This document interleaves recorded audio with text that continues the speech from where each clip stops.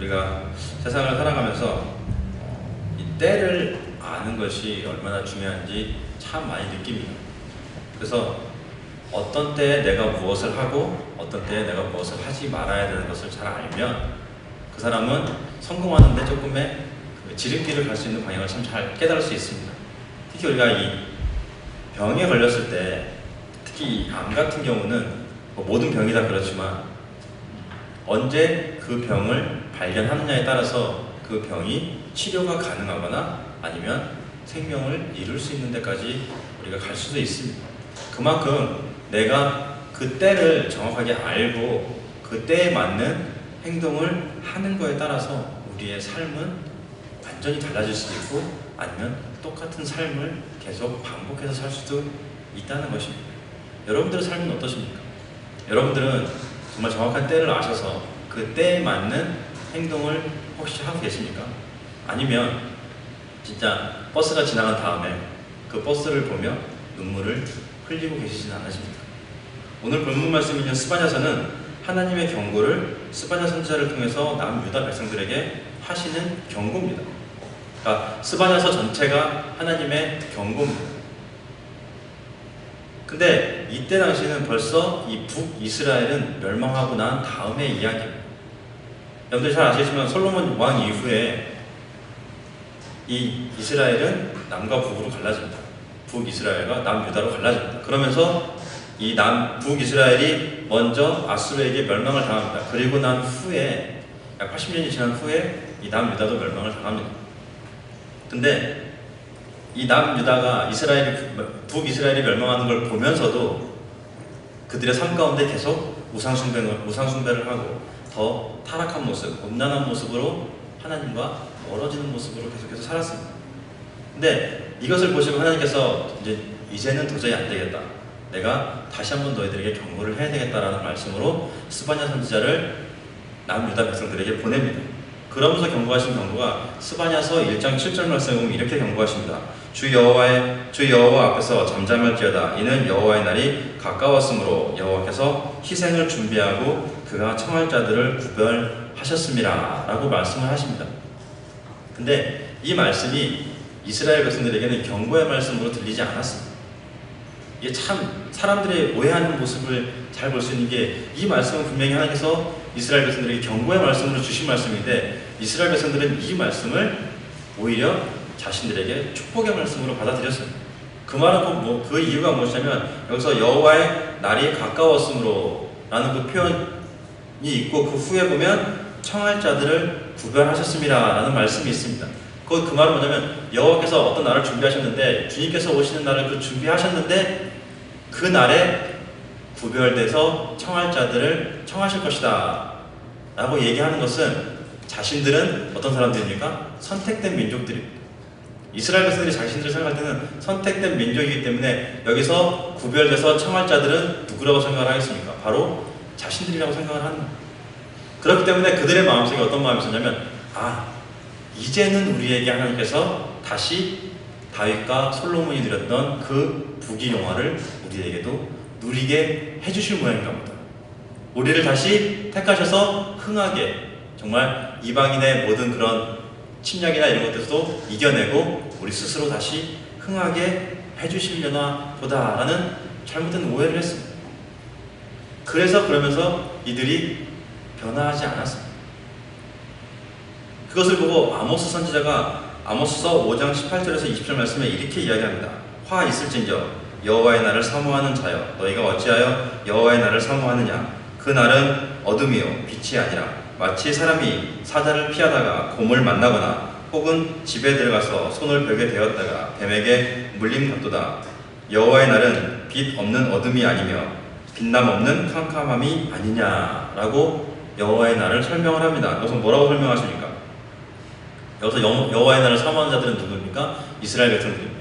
그런데 그 여호와의 날이 뭐라고 얘기합니까? 어둠이요 빛이 아니라라고 이야기합니다.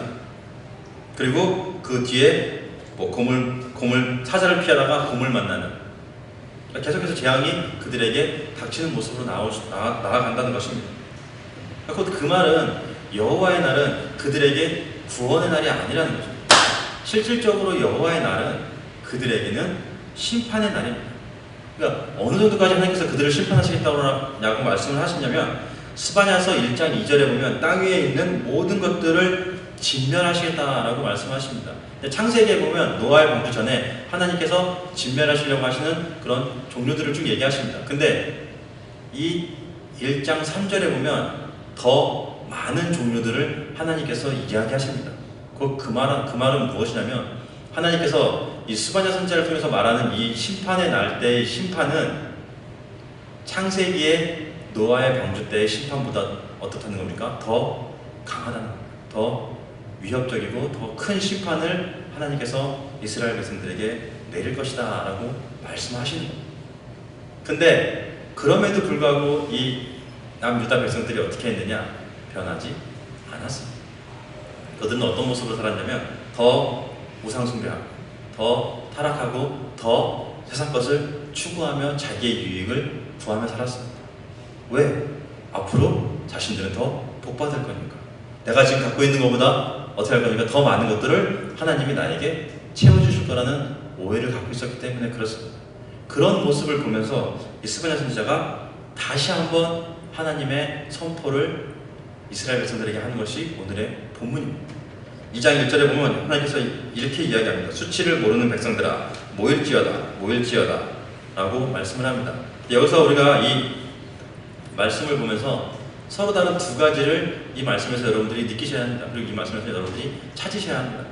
그것은 무엇이냐면 첫 번째는 수치를 모르는 백성들이라는 표현입니다. 그리고 두 번째는 모일지어다 라는 표현입니다. 이 첫 번째 표현은 우리 사람의 모습입니다. 우리 인간들의 모습입니다. 수치를 모르는 백성들. 여러분들 수치를 모르는 자들 어떤 자들이라고 생각하십니까? 말이 안 통하는 사람들입니다. 그리고 이런 사람들은 자신이 하는 것이 옳다고 주장하는 사람입니다. 그리고 이런 사람들은 자신이 지은 죄에 대해서 그 죄를 모르는 더 큰 소리로 다른 사람들에게 자신의 주장을 이야기하고 자기가 더 옳다라고 주장하는 사람들이 수치를 모르는 사람들입니다. 그러니까 이런 사람들은 양심이 없습니다. 그리고 부끄러움도 없습니다. 우리가 얼굴에 철판 깔았다라고 이야기하는 그런 자들이 바로 이런 자들입니다. 근데 지금 스바냐 선지자가 뭐라고 얘기합니까? 남유다 이스라엘 백성들 너희들이 수치를 모르는 자들이다 라고 이야기합니다. 너희들이 그만한 죄를 지었고 하나님과 멀어져서 살고 있음에도 불구하고 너희들은 지금 너희들이 죄인인 것을 모르면서 신뢰하고 있다. 오히려 하나님께 너희들은 불평과 불만으로 나아가고 있지 않냐라고 말씀하는 것입니다. 분명히 하나님께서 너희들에게 심판을 주실 것이다 라고 말씀하시고 너희들이 그런 모습으로 살면 안 된다라고 말씀을 함에도 불구하고 이 이스라엘 백성들은 어떻게 합니까? 자신들의 그 죄악된 모습, 완악한 모습을 버리지 못하고 계속해서 우상숭배하며 자신들의 그 삶 가운데 자신들이 생각하는 그 주장이 옳다고 여기면서 살았습니다. 우리의 모습도 똑같습니다. 우리의 모습도 지금 이 이스라엘 백성들의 모습과 별반 다르지 않습니다. 우리도 내가 죄를 지어놓고서 그 죄를 하나님의 잘못 때문에 죄를 지었다고 불평과 불만을 할 때가 참 많습니다. 근데 그런 분들의 기도를 들어보면 주님께서 지금 나에게 도와주시지 않으셨기 때문에 주님께서 지금 내게 계시지 않기 때문에 제가 그런 죄를 짓게 된 것입니다 라고 불평을 합니다. 여러분 정말 주님께서 여러분들 옆에 계시지 않다고 생각을 하십니까? 그런데 우리는 이 수치를 모르는 이스라엘 백성들과 똑같은 모습으로 지금 나아가고 있는 거예요. 내가 죄를 지었음에도 불구하고 하나님께 저는 죄를 짓지 않았습니다 라고 말하는 것과 똑같은 것입니다. 그런 모습으로 살지 마시고 정말 내가 어떤 모습으로 살아야 하는지 이 모습, 이 수치를 모르는 백성들, 이 이스라엘 백성들을 통해서 한번 되새겨보시기 바랍니다. 그런데 이런 이스라엘 백성들에게도 하나님께서 뭐라고 얘기하시냐면 1절 후반부에 모일지어다라고 말씀을 하십니다. 어떻게 보면 이 말씀이 그냥 모이라고 말씀하시나 보다라고 말씀하실 수 있습니다. 그렇게 얘기할 수 있습니다. 근데 실질적으로 이 말씀은 하나님의 자비하심, 하나님의 선하심을 우리에게 전적으로 보여주시는 말씀입니다. 왜냐하면 수치를 모르는 백성들, 너희 정말 그 죄를 짓고 살아가는 너희들의 모습 사는데 너희들이 나에게서 멀어졌지만 내가 너희들에게 지금 무엇을 하는 겁니까? 한 번의 기회를 주겠다. 그러니까 지금 너희들은 내 앞에 와라 라고 말씀하는 거예요. 내 앞에 모여서 너희들이 했던 그 모든 것들을 회개해라 라고 말씀하시는 거예요. 이 말씀 속에서 여러분들 하나님의 자비하시는 하나님을 느끼셔야 합니다. 여러분 만약에 이 말씀을 통해서 내가 정말 하나님 정말 이들을 사랑하시는구나, 하나님 정말 이들을 돌아오게 하시고 싶어 하시는구나라는 말씀이 이 말씀 속에 포함되어 있는 겁니다. 뭐일지어도 모르죠. 하나님께서 지금 그 죄악을 모르는 그 남유다 백성들에게 기회를 주신 거예요. 어떻게 보면 그 기회 또한 우리에게도 주신 거예요. 제가 누누이 설교하면서 말했습니다. 어떤 말을 했냐면 여러분들 하나님은 분명히 우리에게 돌아올 수 있는 기회를 주십니다. 근데 그 기회를 잡고 안 잡고는 누구의 영역입니까? 나의 영역. 하나님께서 분명히 기회를 주셨습니다. 그리고 많은 시간도 주셨습니다. 근데 내가 그걸 받아들일 수 있는지 없는지는 내가 나의 믿음의 능력에 달려있습니다. 내가 어떤 믿음을 갖고 있느냐에 따라서 내가 그 기회를 잡을 수 있고 내가 그 기회를 잡을 수 없는 모습으로 살아갈 수 있습니다. 그 때문에 제가 처음에 말씀드렸죠. 우리가 때를 정확하게 알고 그 때에 맞는 행동을 하는 것이 굉장히 중요한 것입니다. 그런데 여러분들이 수치를 알게 되면 내가 죄악된 것을, 내가 죄 짓는 그 모습을 내가 깨닫게 되는 것은 하나님께서 주시는 은혜입니다. 우리가 하나님의 은혜 없이는 내가 죄인임을 절대 깨달을 수 없습니다. 지금 이스라엘 백성들이 그렇고 지금 시대에 살고 있는 많은 그리스도인들이 그런 모습으로 살아가고 있습니다. 그러면서 하나님은 스바냐 선지자를 통해서 이 4번의 실질적으로는 성경 말씀에 3번으로 나오지만 저는 이거를 4번으로 쪼개는데 2절 말씀에 보면 이렇게 얘기합니다. 명령이 시행되어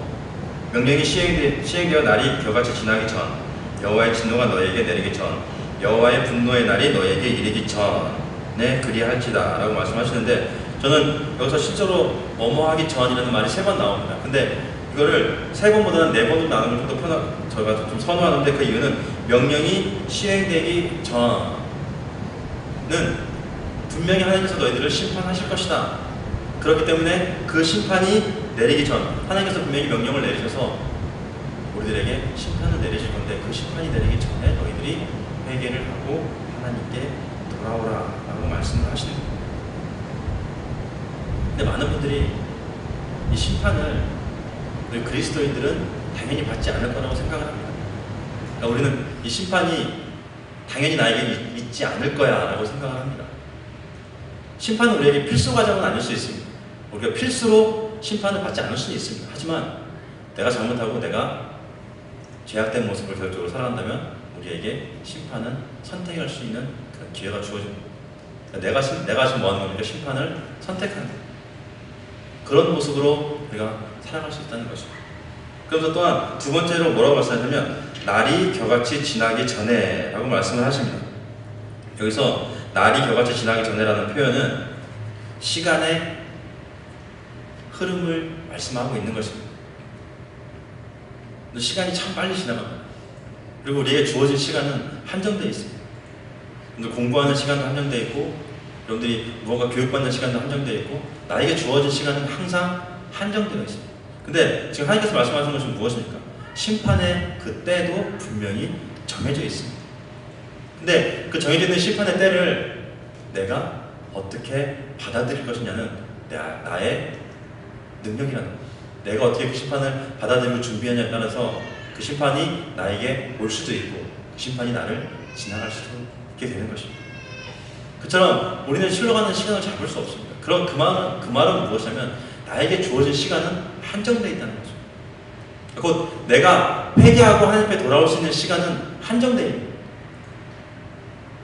항상 여러분들 그 많은 시간들이 여러분들에게 주어진 것이 아닙니다. 분명히 우리가 회개할 수 있는 시간은 한정되어 있습니다. 지금 하나님께서 말씀하시는 것이 그것입니다. 너희들이 날이 겨같이 지나가는, 정말 세월이 이렇게 빨리 지나가고 시간이 이렇게 빨리 지나가는데 시간을 헛되이 쓰지 말고 돌아와서 회개하고 나의 앞에 머물러라 라고 말씀하십니다. 여러분 그런 삶을 사시기 바랍니다. 시간은 절대 잡을 수 없습니다. 그리고 한번 지나간 시간은 되돌릴 수 없습니다. 되돌릴 수 없는 시간을 사시지 마시기 바랍니다. 그리고 세 번째로 여호와의 진노가 너희에게 내리기 전이라고 말씀하십니다. 이 말씀은 하나님께서는 분명히 선하시고 자비하시고 인자하시고 사랑으로 우리를 대해주십니다. 그럼에도 불구하고 심판의 때는 우리에게 임할 것이다 라는 말씀입니다. 근데 그 심판의 때가 너에게 임하기 전에 너희들이 제발 내 앞으로 와서 회개하고 그 모든 것을 용서를 구해라 라고 말씀하시는 겁니다. 근데 만약에 우리가 정말 이런 회개를 했었으면 우리가 어떤 모습으로 되느냐면 역대하 7장 14절 말씀에 보면 이렇게 얘기합니다.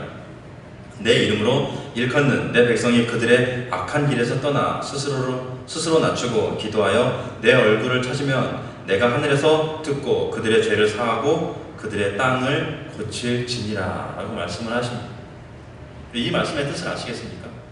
진노의 날은 분명히 우리에게 옵니다. 진노의 날이 분명히 우리에게 오는데 우리가 어떤 회개를 하면 그 심판에서 혹시 우리가 숨김을 받을 수 있느냐면 이렇게 얘기합니다. 그들의 악한 길에서 떠나. 그래서 이 악한 길에서 떠나라는 말을 여러분 잘 새기시기 바랍니다. 내가 악한 길에서 떠난다는 건 내가 지금까지 살고 있던 그 모든 삶들을 내려놓는다는 뜻입니다. 내가 지금까지 살고 있던 그 모든 것들, 내가 세상 속에서 나의 이익을 추구하며 나의 유익을 추구하며 살았던 그 모든 것들을 내려놓고 오직 하나님만을 바라보는 삶으로 나아오는 뜻을 이야기하는 것입니다. 그러니까 뭐 악한 것을 떠나, 세상에서 떠나, 그렇다고 해서 우리가 뭐 첩초산중에 들어가서 기도원 속에 들어가 살으라고 말씀하는 것이 아닙니다. 여기서 실적으로 이 말씀은 악한 길에서 떠나, 그 뒤에 뭐라고 얘기합니까? 스스로를 낮추고, 누구 앞에서 낮추는가? 하나님 앞에서 낮추고 다른 성도들 앞에서 나를 낮추고 뭐라고 얘기합니까? 기도하여 내 얼굴을 찾으라. 우리가 하나님의 얼굴을 어디서 찾을 수 있습니까? 여러분 이거 잘 생각하시기 바랍니다. 우리가 하나님의 얼굴을 찾는다면 어디서 우리가 하나님의 얼굴을 찾을 수 있습니까? 바로 옆에 있는 성도입니다. 옆에 있는 성도는 누구의 이미지로 만들었습니까? 하나님의 이미지로 만들었습니다. 그러면 내가 나를 낮추고 기도해서 찾아야 되는 것은 누굽니까? 옆에 있는 성도들을 섬기고 사랑하는 가운데서 내가 하나님을 찾아야 하는 것입니다. 그런 삶을 살지 않으면 우리는 실질적으로 회개하는 삶을 사는 것이 아닙니다. 여러분 잘 기억하십시오. 성도가 나의 적이 아닙니다. 그리고 그냥 같이 교회 다니는 사람들이 아니라는 거죠. 그 성도를 통해서 내가 하나님을 찾아야 하는 것입니다. 그것이 내가 진정으로 하나님 앞에 회개하는 모습인 것입니다. 내가 그렇게 살았을 때 하나님께서 뭐라고 말씀하십니까? 죄를 사하시고 그들의 땅을 고치시겠다라고 말씀을 하시는 겁니다. 여러분은 어떤 삶으로 신앙생활을 하십니까? 나를 낮추고 옆에 있는 성도를 사랑하고 옆에 있는 성도를 섬기며 그 사람들을 위해서 기도해주고 하나님을 찾는 그런 모습으로 신앙생활을 하십니까? 아니면 그냥 나만 잘 되면 돼 라는 마음으로 신앙생활을 하고 계십니까? 네 번째로 하나님께서 이렇게 말씀하십니다. 여호와의 분노의 날이 너에게 이르기 전. 이 네 가지가 비슷한 말씀입니다. 다 엄호하기 전에. 근데 여러분 왜 하나님께서 이 네 번을 통해서 우리에게 강조하고 계시는지, 한 번만 하면 될 얘기를 굳이 네 번씩이나 써가면서 왜 우리들에게 강조하시는지 한번 생각해 보십시오. 그것은 우리에게 진정으로 기회를 주시기 위해서 하나님께서 이렇게 강조하시는 거예요. 너희들이 지금 살아가는 모습은 정말 잘못된 것이다. 내가 정말 이 일이 진노하기 전에, 분노하기 전에, 너희들이 정말 심판이 일어나기 전에 그 모든 것을 내려놓고 나에게 돌아와라. 그것이 너희들이 구원받을 수 있는 길이다 라고 말씀합니다.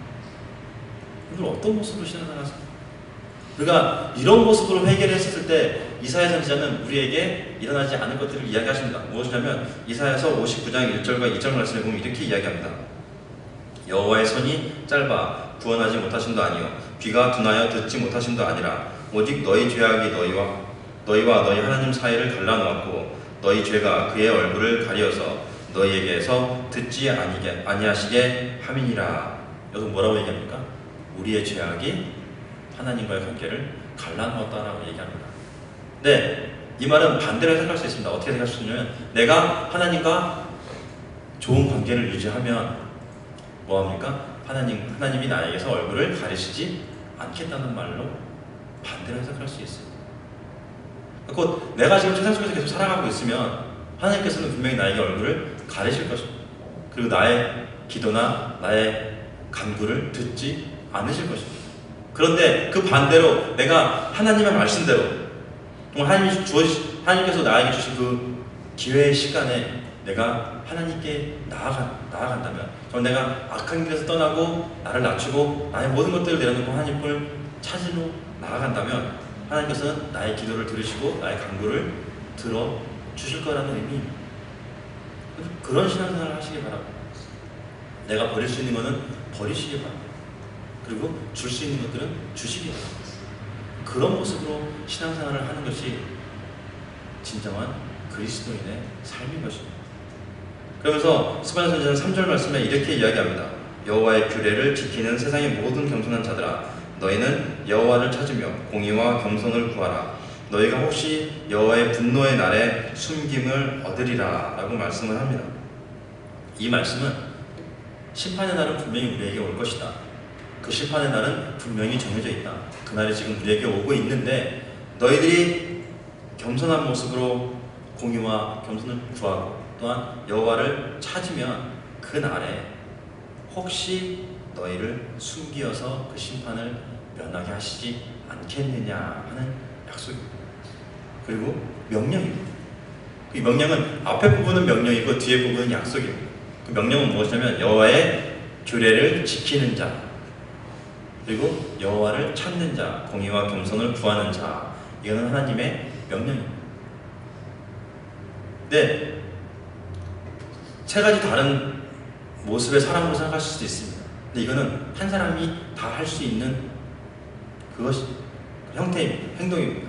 그러니까 이거는 규례를 지키는 자가 다른 한 사람 있고, 여호와를 찾는 자 한 사람 있고, 공의와 겸손을 구하는 자 한 사람 있고가 아니고, 한 사람의 성도가 규례를 지켜야 하고 여호와를 찾아야 하고 공의와 겸손을 구해야 한다는 거죠. 그러니까 한 사람의 성도가 이 모든 말씀을 다 지켜야 된다. 여호와의 말씀, 규례를 지키는 자. 여러분들 규례 지키는 것이 쉽겠습니까? 율법이 1000가지가 넘습니다. 더 많다고도 이야기합니다. 근데 실질적으로 구약에서는 10계명이 있습니다. 여러분들 10계명을 다 지킬 수 있으십니까?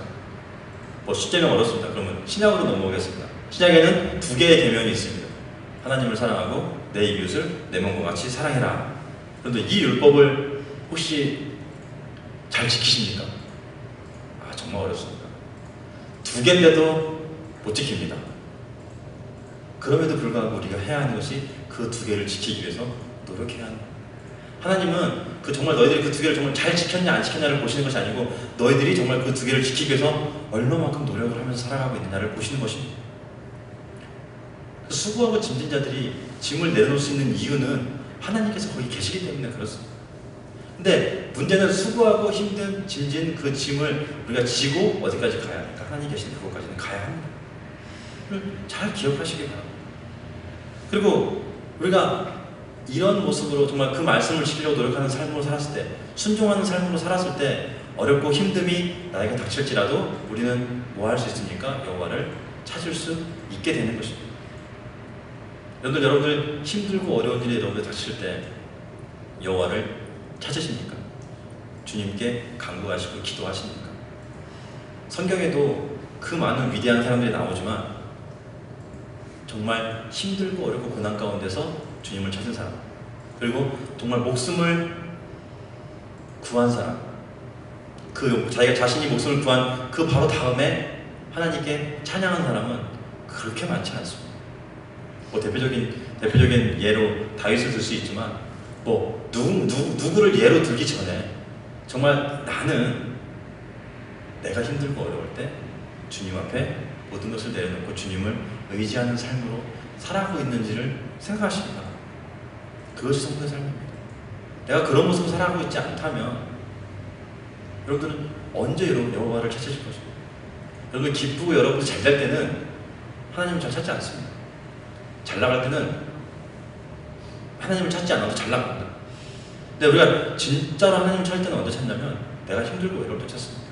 여러분들 왜 그 반대 상황에서 하나님을 찾지 않으십니까? 왜 그때는 하나님이 필요하지 않으십니까? 내가 기쁘고 즐겁기 때문에 하나님이 필요 없으십니까? 여러분 그럴 때 오히려 하나님과 더 친분을 쌓고 하나님과 관계를 더 돈독하게 하시길 바랍니다. 그럴 때라도 내가 하나님을 찾을 수 있다면 내가 힘들고 어려울 때는 당연히 찾을 수 있어요. 그런 모습으로 신앙생활을 하시기 바랍니다. 내가 여호와를 언제 어디서 주님을 찾는 모습으로 신앙생활을 하시기 바랍니다. 그런 모습으로 신앙생활을 하라고 지금 스바냐 선지자가 성도들에게 말하고 있는 것입니다. 그리고 마지막은 무엇입니까? 공의와 겸손을 구하라. 공의는 우리 그리스도인들에게 빼놓을 수 없는 것 중에 하나입니다. 공의한 삶을 살아라. 정의로운 삶을 살아라. 많이 이야기합니다. 근데 그런 삶을 사는 것은 내가 말씀대로 산다면 우리는 공의로운 삶을 살 수 있습니다. 내가 말씀에 의지해서 말씀대로 살아가는 삶이라면 우리는 분명히 공의로운 삶을 살 것입니다. 근데 공의로운 삶을 살 때 우리의 자세가 굉장히 중요합니다. 내가 정당하고 내가 주장하는 것이 옳기 때문에 내가 뻣뻣이 서서 그 사람들을 상대하는 것이 아니고 어떤 모습으로 상대하는 겁니까? 겸손하고 나를 낮추는 모습으로 그 사람들을 대하는 것입니다. 그러니까 성도와 성도의 관계에서 내가 어떤 모습으로 살아가야 되는 겁니까? 내가 옳다 할지라도 나를 낮추고 겸손한 모습으로 그 사람들을 대하는 모습이 성도의 진정한 삶입니다. 그리고 그것이 우리와 성도와의 관계를 돈독하게 하는 것이고 그 관계 속에서 내가 누구를 찾는 것입니까? 하나님을 찾을 수 있고 그 관계 속에서 내가 하나님과의 관계가 더 좋아지는 것입니다. 근데 내가 세상 속에서 아직도 살고 있다면 내가 세상에서 버려야 될 것들을 버리지 못하고 내 마음속에 아직도 세상의 것들을 갖고 있다면 우리는 성도와의 관계, 하나님과의 관계에서 제대로 된 관계를 유지할 수 없습니다. 왜냐하면 그 세상의 것들이 나의 뒷목을 잡고 있기 때문에 그렇습니다. 여러분 우리 뒷덜미를 잡히면 행동하기 참 힘듭니다. 근데 그 세상의 것들이 그리스도인의 삶을 살아가는데 방해가 되는 겁니다. 왜? 나의 뒷목을 잡고 있기 때문에. 내가 뭔가를 하려고 하면 자꾸 걸리는 겁니다. 세상적으로 이렇게 하면 좀 더 유익이 될 텐데. 여러분 그리스도인들은 나의 유익을 추구하면서 사는 삶이 아닙니다. 그렇기 때문에 자꾸 우리가 얘기하는 것이 악한 길에서 떠나 세상 것에서 떠나서 내가 버릴 수 있는 것들은 버리고 줄 것은 주고 나눌 것은 나누며 살아라고 이야기하는 것입니다. 그것이 우리가 회개하는 가장 좋은 방법입니다. 그래서 그것을 통해서 지금 하나님께서 우리에게 말씀하고 있는 것입니다. 그렇게 내가 삶을 살았을 때 마지막에 뭐라고 얘기하십니까? 여호와의 분노의 날에 혹시 숨김을 얻으리라 라고 말씀합니다. 이 말씀이 굉장히 중요합니다. 굉장히 중요한 이유는 뭐냐면 스바냐 선지자가 하나님의 전적인 주권을 인정하는 말씀입니다. 그런데 구원은 오직 누구에게 속한 일입니까? 하나님에게 속한 일입니다. 그러니까 내가 만약 스바냐 선지자가 누군가에게 당신이 구원 받았습니다 라고 이야기하는 건 하나님의 내가 지금 월권을 하는 겁니다. 내가 누군가에게 당신 정말 구원 받으셨습니다 라고 말할 수 없습니다. 왜냐하면 구원은 전적인 하나님의 영역입니다. 근데 그럴 수도 있습니다. 당신이 그런 삶을 보니까 하나님께서 분명히 당신을 구원하신 것 같습니다 라고 이렇게 비유로 얘기할 수도 있습니다. 은연중에 얘기할 수 있는데 정확하게 당신이 정말 구원 받으셨습니다 라고 확신 있게 확정을 할 수는 없습니다. 확정하실 분은 오직 하나님 뿐이십니다. 근데 지금 여기서 스바냐 선지자가 뭐라고 해요? 우리가 이런 모습으로 살았을 때 여호와의 규례를 지키고 여호와를 찾고 공의와 겸손으로 살았다 할지라도 여호와의 심판의 날에 구원을 받을 수 있을지 없을지는 잘 모르겠다 라고 말하는 거죠.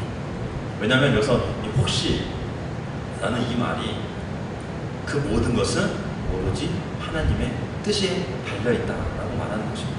근데 스바냐 선지자가 말하는 그런데도 너희가 이렇게 살았다면 하나님께서 너희를 구원해 주시지 않으시겠냐라고 말하는 것입니다. 여러분 이 말씀을 믿으십니까? 그리고 이 말씀대로 사시기 바랍니다. 그래야 여러분들이 나중에 그 심판에 날 때 혹시 숨김을 받으실 수 있기 때문에 그렇습니다. 오늘 스바냐 선지자는 이스라엘 백성들에게 모이고 찾으라고 이야기합니다. 근데 여러분 잘 기억하시기 바랍니다. 무엇 때문에 모이고 무엇을 찾아야 하는지, 그런 모습이 우리가 진정으로 회개하는 모습입니다. 이런 모습으로 회개하시기 바랍니다. 이런 모습의 회개가 아니라면 여러분 어떤 모습의 회개를 하시겠어요? 내가 정말 버릴 거 버리고 포기할 거 포기하고 그 빈 자리에 하나님으로 채우고 주님의 말씀으로 채워서 그 말씀대로 내가 살아가는 것이 하나님이 보시기에 합당한 회개인 것입니다. 이런 회개를 하시는 거예요. 그냥 말로만 기도하고 눈물 조금 흘리니까 저 회개한 것 같습니다 라고 하는 회개가 아니고 정말 나의 삶을 드러내고 나의 모든 삶에서 드러나는 그런 회개의 모습으로 하나님 옆에 나아가시기 바랍니다. 이런 모습으로 살아갔었을 때 하나님께서 분명히 우리에게 구원의 기회를 주실 것입니다. 이곳에 계신 모든 분들이 이런 모습으로 살아가셔서 정말 그 심판의 그날에 심판받지 않고 구원의 기회를 얻어 하나님과 동행하시고 주님과 함께 하시는 그런 삶을 사시기를 주님의 간절히 축원합니다. 기도하시겠습니다.